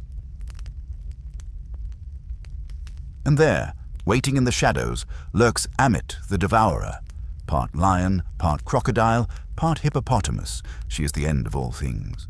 To be consumed by Amit is to cease entirely. No afterlife, no memory, no echo. A final silence. But this judgment is not punishment, it is reckoning, a moment of clarity where the soul sees itself fully, without disguise or denial. It is the unveiling of truth, the mirror held up to one's own heart. Osiris watches, not with anger, but with compassion, for he knows the weight of living, the temptation of shadows, the frailty of hope. His voice is quiet, like a river flowing beneath the stars. He speaks not to condemn, but to guide. The soul, having faced itself, must now choose. to embrace the light of Ma'at, to walk the path of balance, or to surrender to the silence of oblivion. This moment echoes in all things, in the choices we make each day, in the words we speak, in the love we give and take. That weighing of the heart is not just a myth. It is a call to live rightly, to hold truth in our hands, to carry justice in our breath. So as you lie beneath the vast night, feel your own heart beating, steady and true. Imagine it placed gently on the scales, and hear the whisper of the feather, soft as a prayer, light as a promise. In this balance, find peace. In this truth, find home. The soul, if found worthy, does not ascend in haste. Even after the heart has been weighed, even after judgment has passed, a final journey awaits, through the 12 gates of night. Each gate marks an hour. Each hour is a veil, and behind each veil, a trial of spirit and memory. This is the book of the Duat come alive.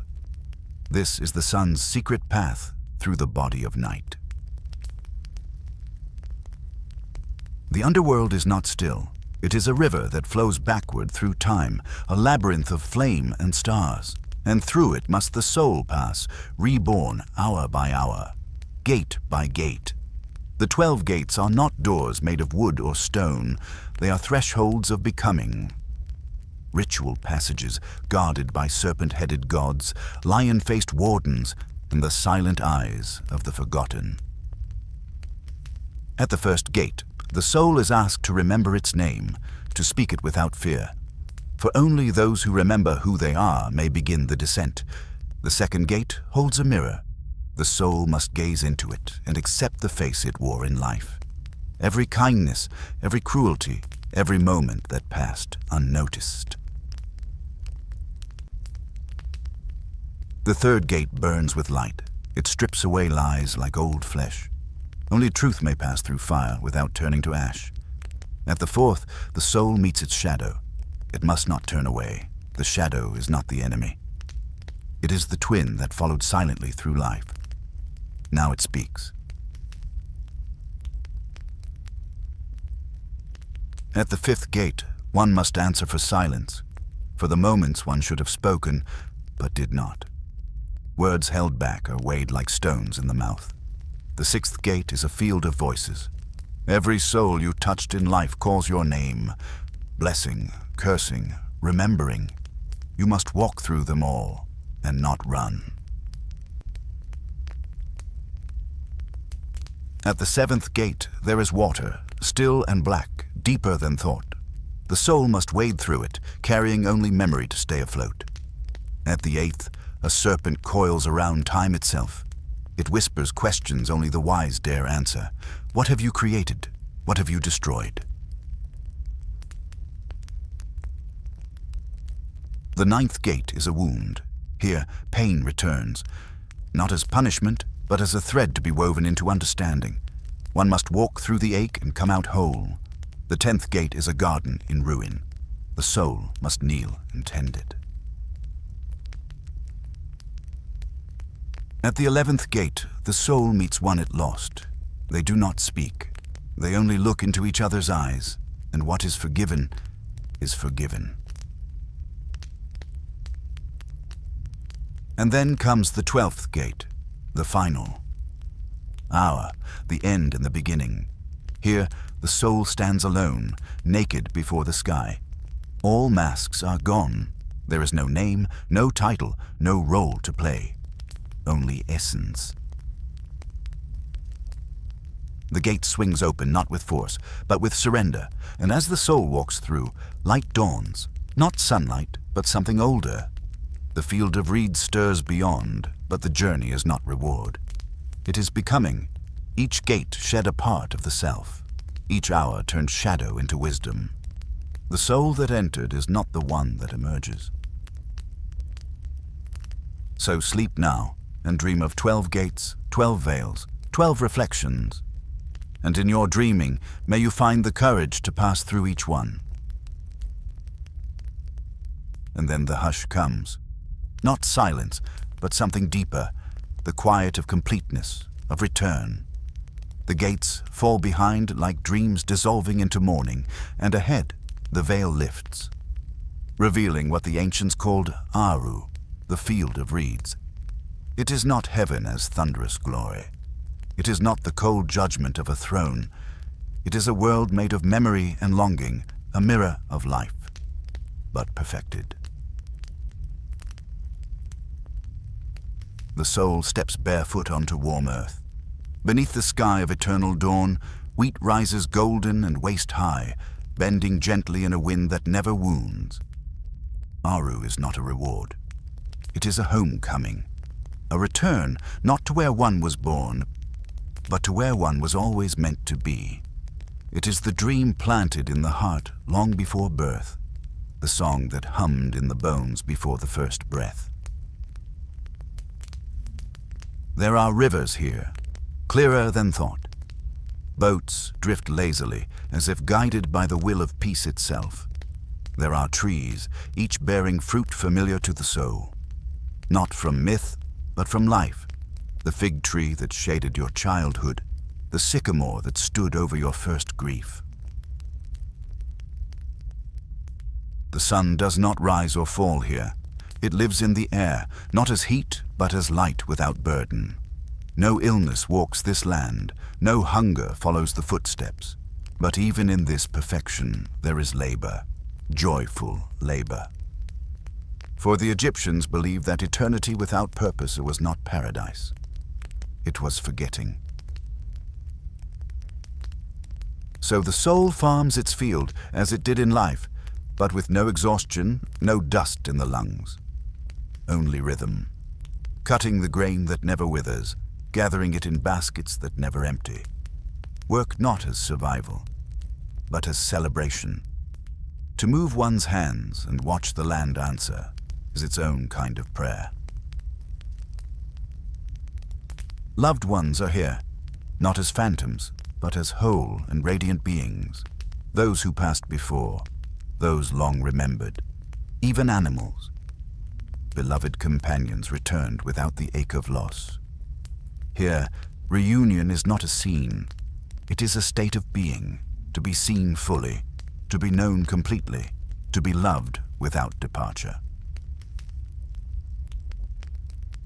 And in the distance, Osiris walks, not as a ruler with a scepter, but as a guardian among equals. In Aru, the gods are not distant. They are presences in the wind in the water, in the cycles of beauty that never break. Ma'at lives here too, not as judgment, but as harmony. Balance, not as a scale now, but as a song sung endlessly and effortlessly. The field of reeds is the soul's final reflection, a place shaped by who you were, but not confined to it. A land where time is not a chain, but a circle, where the past walks beside the present, and both bow gently to what is eternal. Close your eyes now, and imagine tall stalks of wheat brushing your arms, the smell of sweet water and warm bark, the soft hush of the horizon. Feel your bare feet in the soil. Feel your breath moving as the breeze. Let the world of striving slip away. Let the field receive you. You are not forgotten. You're not lost. You are not broken. You are walking through the field of reeds, and you are home. Long before the soul entered the hall, before Osiris stirred in his garden of eternity, and long after the tomb closed its mouth upon the body, Ra began his descent. Every night, without fail, he slipped beneath the western horizon, shedding his brilliance like a serpent, casting his skin, to take on shadow and sail the underworld. This was no fall. This was a rite. The sun must die to be reborn. Ra must journey through the darkness to summon light again. He boards his solar bark, crafted of divine gold and star iron, crewed by gods who do not sleep, Set, strong-armed protector, Thoth, the wise tongue, Mahat, the feather of eternal balance. Together they move hour by hour, gate by gate, through the 12 hours of night. Each hour is a realm, each realm a riddle, and in the deepest lurks chaos itself. The first hours are quiet, a lull of water and memory.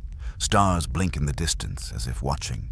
Here the souls of the newly dead whisper along the shore, awaiting judgment, their voices like reeds stirred by wind. Ra sees them. He carries their longing, but he cannot stop. Night deepens. Time coils. By the 6th hour, they reach the depths, the dark, coiled womb of Nun, the formless chaos from which the world was first born. Here slithers Apophis, serpent of unmaking, a beast with no breath, no heart, only hunger. It waits for Ra, every night, without end. Apophis strikes, a scream without sound. The stars tremble and time pauses, but Set stands tall. Ma'at steadies the helm. Thoth chants the sacred names, the language older than fear. Ra, stripped of his outer light, reveals his truest form. Khepri, the scarab, the force of becoming. From within darkness, he births himself anew. The battle is not fought with weapons, it is fought with truth. Ra does not destroy the serpent. He survives it. He passes through. For evil cannot be ended, only resisted, endlessly, faithfully, night after night. And with each victory, the cosmos holds its shape another day. By the 9th hour, Ra gathers light again. It begins as a shimmer, then a glow, then the gold-threaded fire of morning memory. He rises through the caverns, leaving behind the ghost of shadow and those who could not follow. At the 12th hour, the gates of the eastern horizon crack open, not like thunder, but like breath after drowning, and the sky greets him with silence so full it hums. Ra rises, not as a distant god, but as the sun touching every petal, every brow, every wave. The people lift their eyes, the fields drink light, the temples bloom in prayer. They may not remember the battle beneath the stars. They may not speak of Apophis, but their breath carries the gift of a sun that returned. This is the mystery. The underworld is not just for the dead. The gods pass through it. The sun himself must bow to darkness to rise again. There is no shame in descent. Only the refusal to rise again would be the end. So rest now beneath Ra's gentle return. Let the night be not fear, but a passage. Let morning come slowly, as it did for him. The boat sails onward. The light never truly left.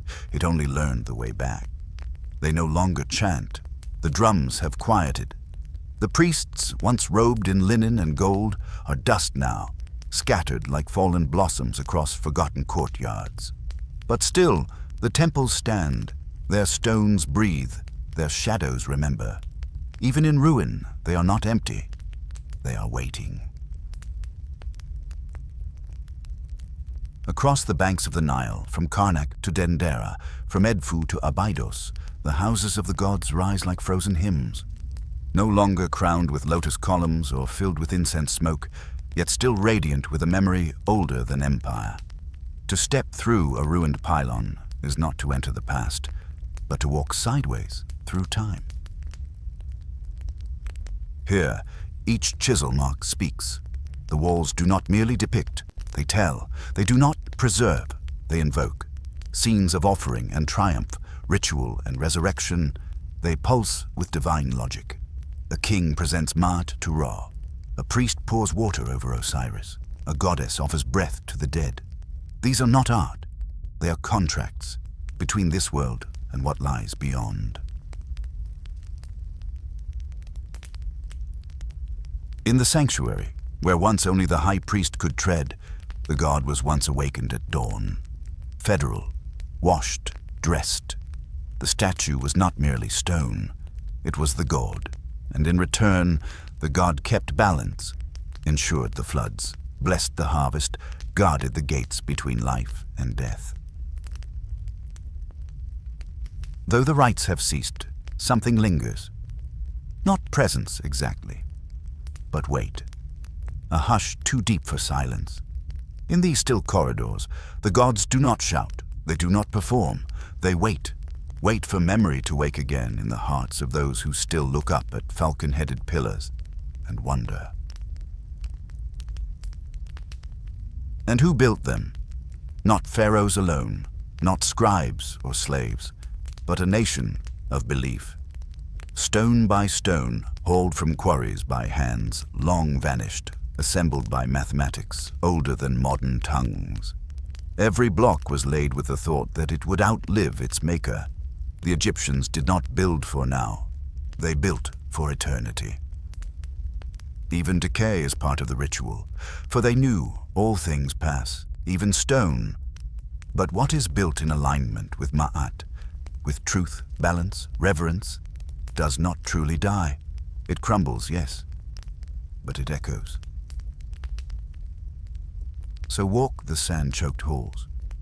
Trace your fingers along the glyphs that once whispered to the gods. And listen.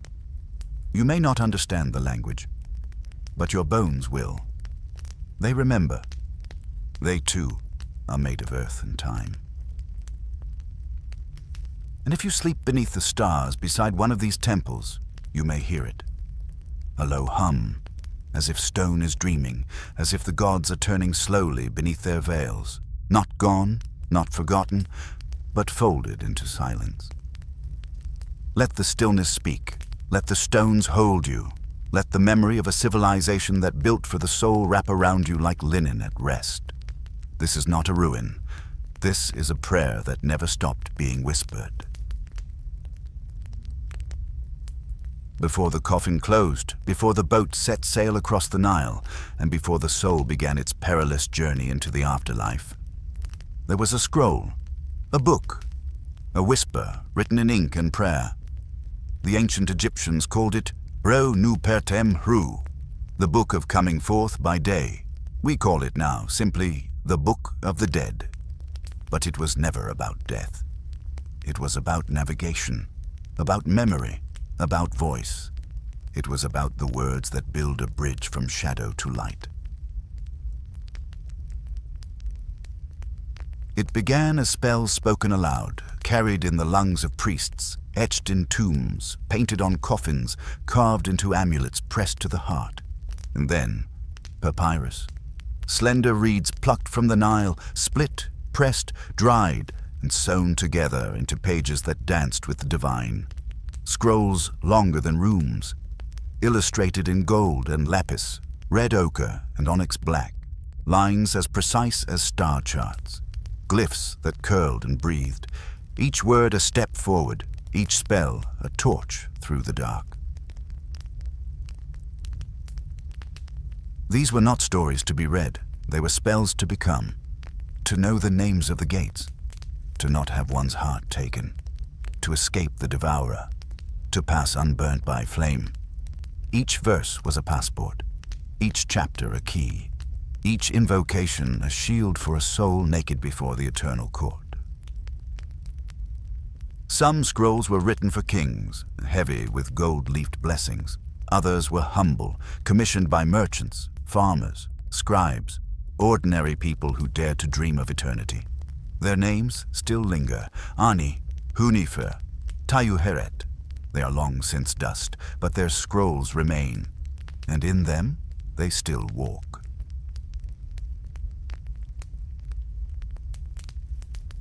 Open the book, and you enter not a story, but a landscape. A soul walks with Anubis, hand in paw, toward the weighing of the heart. Thoth records the balance. Horus gestures forward. The heart trembles on the scale against the feather of Ma'at. If too heavy with sin, Amit waits, part crocodile, part lion, part hippo. She devours the impure heart in a single eternal bite. But if the balance holds, the soul walks on toward the field of reeds, where love and memory await in green perfection. And behind every scene, beneath every line, is a question whispered into the ink. What will you take with you when you die? What words will defend you? What truths will shape your journey? What name will you call out when the stars go dark? The Egyptians believed, to speak a name is to let it live. To know the name of the gate, the god, the guardian, is to pass through untouched. Language was power. Memory was a weapon. Ink was survival.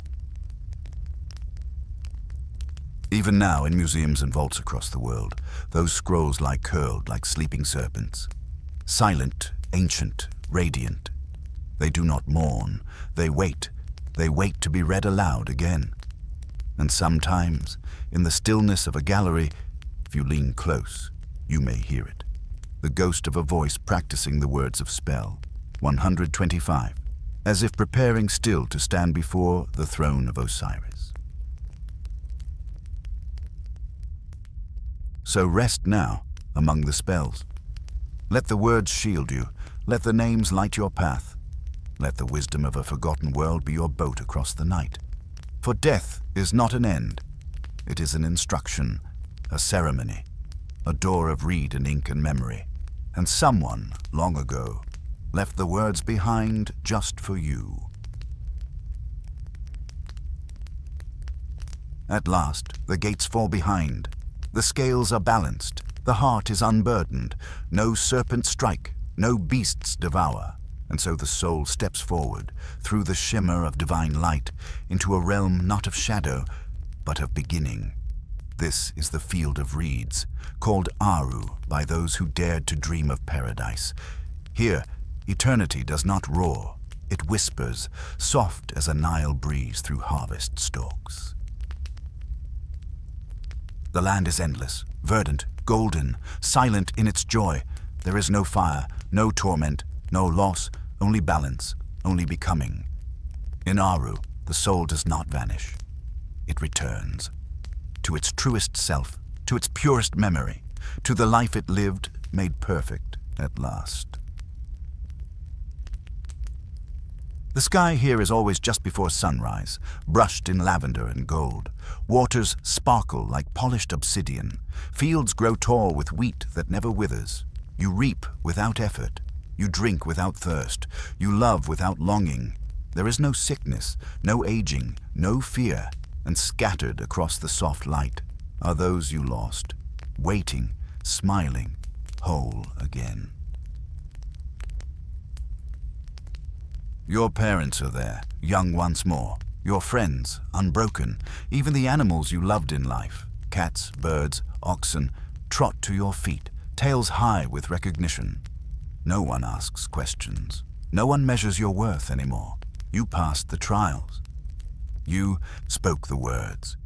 You remembered the names. Now you are home. And yet the joy here is not idle. The afterlife is not a dreamless sleep. In Aru, you live as you always hoped to live, with peace in the heart and beauty all around. You plow your field beside Osiris, Lord of the afterlife. He too is not a distant god here, but a companion in eternity. The gods walk among mortals. They bless your crops. They sit with you at feasts. They laugh in the golden dusk.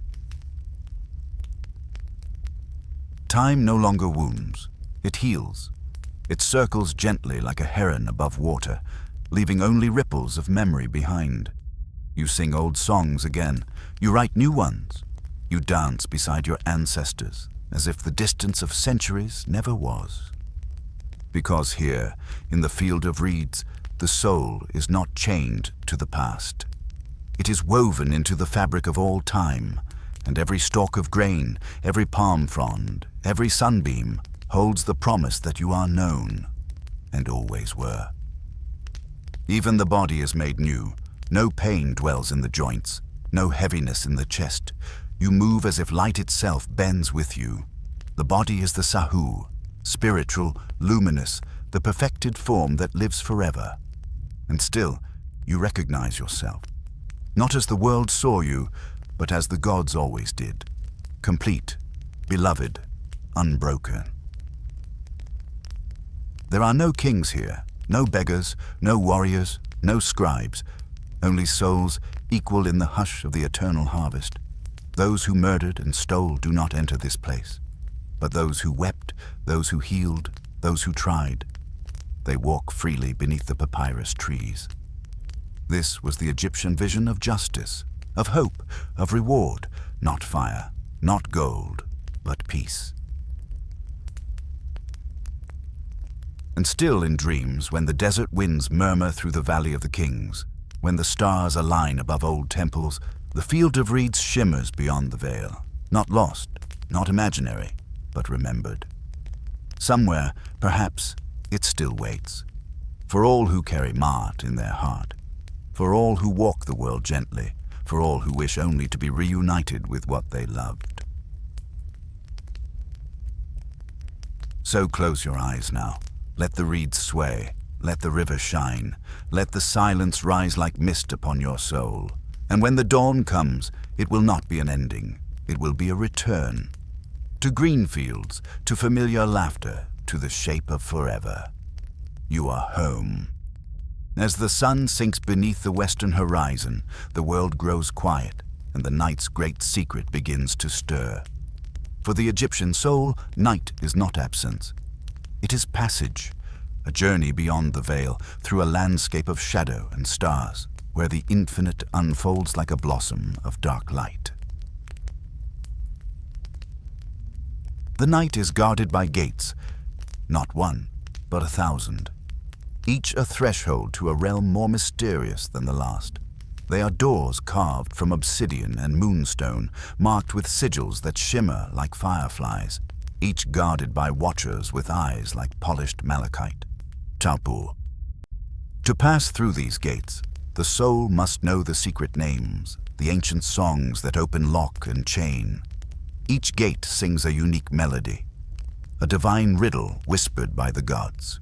To falter is to be lost, trapped in endless twilight, a shadow without a home. The stars above are not distant. They are the spirits of the dead, guiding, watching, waiting to embrace the passing soul. Among them is Sirius, the brightest star, the goddess Sopdet herself, her light a beacon for the lost traveler. Within this cosmic night, the soul dreams, not the dreams of flesh, but the dreams of the Ka, the Ba, the eternal essence. It wanders the celestial river, rides the back of a great serpent, and listens to the cosmic heartbeat of the universe. Here, time is a spiral, not a line.